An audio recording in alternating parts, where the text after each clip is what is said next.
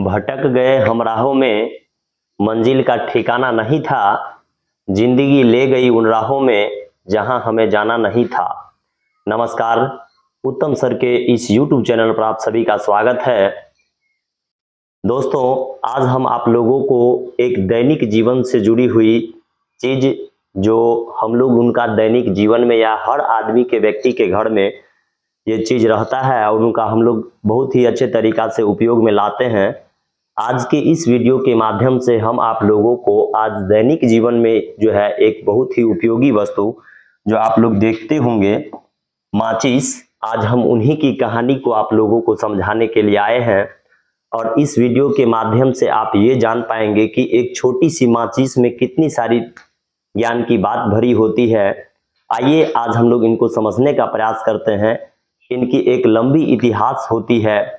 ये नहीं कि आज जिस प्रकार से माचिस हमारे सामने है, ये इसी तरीका का क्या पहले हुआ करता था और क्या है, कैसे है, नहीं है। आइए हम लोग आज के इस वीडियो के माध्यम से समझने का प्रयास करते हैं और आप लोग भी ये सारे तथ्य को जान करके हैरान हो जाएंगे कि जो माचिस इतनी छोटी सी चीज है, फिर भी इतने सारे ज्ञान इसके अंदर भरी होती है। आइए आज के वीडियो के माध्यम से हम इनके बारे में समझने का प्रयास करते हैं। माचिस के बारे में, आखिर माचिस की क्या कहानी है, इनके बारे में हम लोग समझने का प्रयास करते हैं। आइए, हम जानते ही या आप लोग जानते होंगे कि पुराने समय में चकमक पत्थरों को आपस में रगड़ने से चिंगारी से आग जलाई जाती थी। पुराने समय का जो बात है बाबू, पुराने समय में जब आग की खोज हुआ करता था, उस समय माचिस नहीं हुआ करता था। तो उस समय क्या हुआ करता था कि पत्थर को ही लोग आपस में रगड़ करके या पत्थर पर पत्थर मार करके जो है आग जलाया करता था। उस समय कितनी संघर्ष रही होगी, है ना। तो आगे फिर बताया जाता है कि माचिस जो बनाने का आज जो प्रयास है, हम आप लोग के पास जो माचिस है जिनसे हम लोग आग जलाते हैं, उनका जो सबसे पहला प्रयास 1680 ईस्वी में हुआ था। समझ लीजिए कि एक बहुत समय पहले की बात है। 1680 अभी से लगभग 2-3 साल 4 साल 300 साल पहले की बात है, 400 साल पहले का बात है जो है। सो पहले प्रयास हुआ था। जो इनका जो प्रयास किए थे वो थे रॉबर्ट बायल नामक जो है एक वैज्ञानिक, है ना। रॉबर्ट बायल नामक एक वैज्ञानिक जो है क्या किए थे, माचिस बनाने का सबसे पहला प्रयास किए थे। आप लोग इनका फिगर यहाँ देख सकते हैं, है ना। उस समय का फोटो अवेलेबल है अभी तक, यही सबसे बड़ा बात है ना। तो माचिस बनाने का सबसे पहला प्रयास जो है रॉबर्ट बायल नामक वैज्ञानिक ने शुरुआत में किए थे, है ना। उन्होंने क्या किए थे कि सफेद फास्फोरस को लगा करके और उसे सल्फर लगे कागज पर रखे थे। सबसे पहले क्या किए थे कि एक कागज पर ले करके सफेद फास्फोरस, आप लोग देख सकते हैं यहाँ पर सफेद फास्फोरस भी हम लाए हुए हैं कि सफेद फास्फोरस जो है ये सफेद फास्फोरस है और ये लाल फास्फोरस है। तो सफेद फास्फोरस को लगा करके जो है वैज्ञानिक सबसे पहले माचिस बनाने का प्रयास किए थे, है ना। तो ऐसा करने पर कागज ने जो है क्या होता था कि आग पकड़ लेता था। जो कागज होता था वो आग पकड़ लेता था। ऐसा करने पर कागज आग पकड़ ली। सफेद फास्फोरस बहुत ही कम तापमान पर आग पकड़ लेता है। फास्फोरस एक ऐसा तत्व है बाबू जो बहुत कम तापमान पर ही क्या कर लेता है, ये आग पकड़ लेता है ना। और उसमें भी सफेद फास्फोरस तो और ही बाबू इतनी ज्यादा ज्वलनशील पदार्थ होता है कि इनको पानी में डुबा करके हम लोग रखते हैं सफेद फास्फोरस को। ये सफेद फास्फोरस है और ये रेड फास्फोरस है, लाल फास्फोरस है।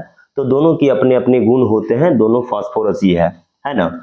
और आप लोग जानते होंगे कि हमारे शरीर में हड्डी या जो भी हड्डी से जुड़ा हुआ तंत्र चीजें होती है वो फास्फोरस से ही बना होता है ना।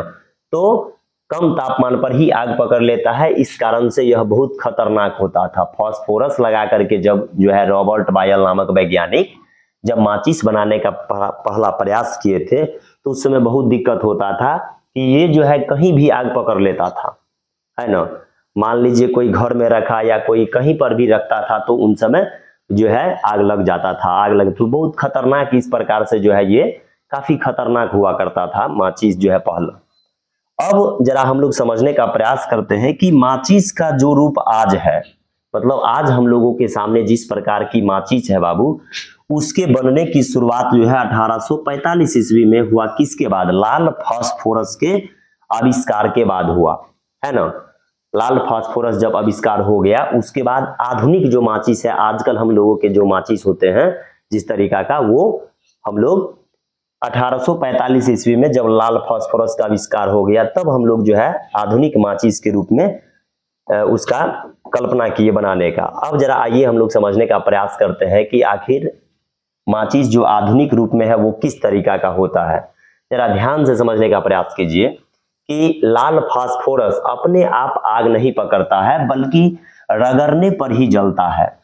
फास्फोरस दो तरह के होते हैं, एक होता है आपका लाल फास्फोरस और एक होता है आपका श्वेत फास्फोरस या सफेद फास्फोरस। तो सफेद फास्फोरस बहुत कम ही तापमान पर आग पकड़ लेती है, जबकि लाल फास्फोरस अपने आप जल्दी आग नहीं पकड़ती है, ये कमरे के तापमान पर या उसके थोड़ा सा अधिक रगड़ने पर ही जल पाता है ना।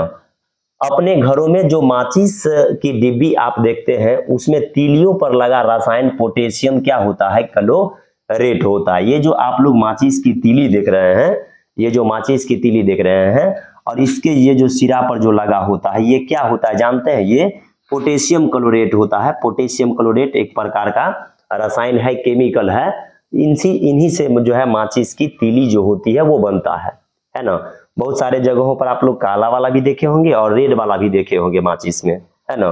तो ये जो लगा होता है, आप लोगों से अगर पूछा जाए कि माचिस के जो तीली होते हैं उस तीली पर कौन सी रसायन लगी होती है, तो उस तीली पर पोटेशियम क्लोरेट नामक जो है रसायन लगी होती है, जिसकी सूत्र भी आप लोग यहाँ याद कर सकते हैं, KClO3 होता है।